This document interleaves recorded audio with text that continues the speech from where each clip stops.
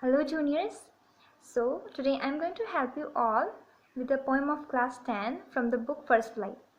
So the very first poem we are having is Dust of Snow by Robert Frost, which is a very short poem consisting of 2 stanzas, each of 4 lines. And right now I'm not having the book with me, so I have written down the poem. So let's start with the very first stanza. Here is the whole poem. Now let's discuss about the first stanza. The way of a crow shook down on me, the dust of snow from a hemlock tree. What is the meaning of hemlock tree here? Hemlock tree means a poisonous tree or plant with small white flowers. And the scene that is described by the poet in this stanza is that since a hemlock tree it is a poisonous tree, it is related to darkness or sadness. And in the first line, we can see the word crow. It is also related to sadness, or it is termed as bad omen. So overall what we can say is that in the first stanza, there is a hemlock tree which is related to sadness. A crow is sitting on the tree which is also related to sadness.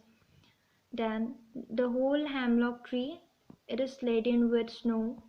And by the movement of the crow, the snow falls on the poet. That is what in the first stanza. Now let's discuss about the literary devices that are used in this stanza. So the first thing is rhyme scheme. So we can see that in the first line and in the third line, the last words are rhyming. So and in the second line and in the fourth line, the last words are rhyming.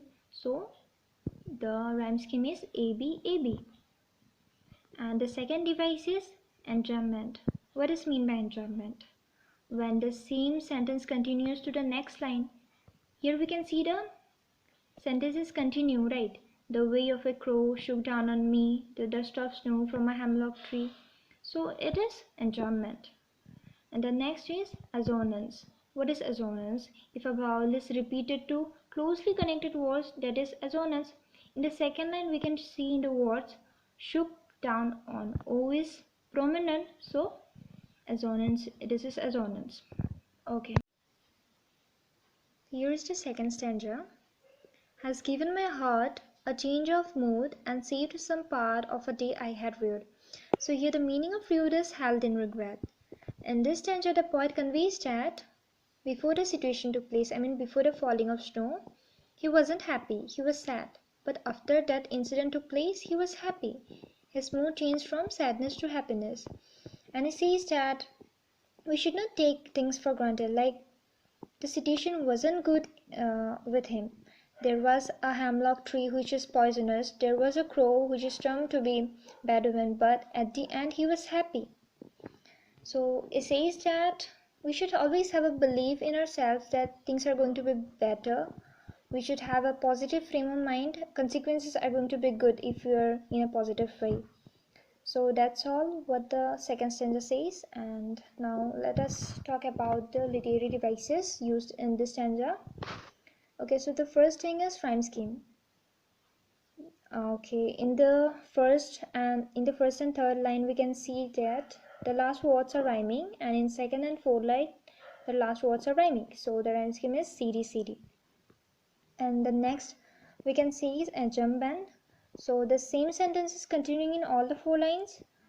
So and the next we can say is alliteration. It is the repetition of consonant sound at the beginning of 2 or more consecutive of closely placed words.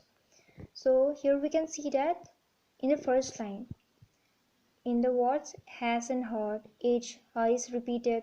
Then in the third line, in the words saved and some, so as is repeated. So we can see that. And the next is consonants. So what is that? Words are repeated but they are shuffled, like we can see in the last line in the words they had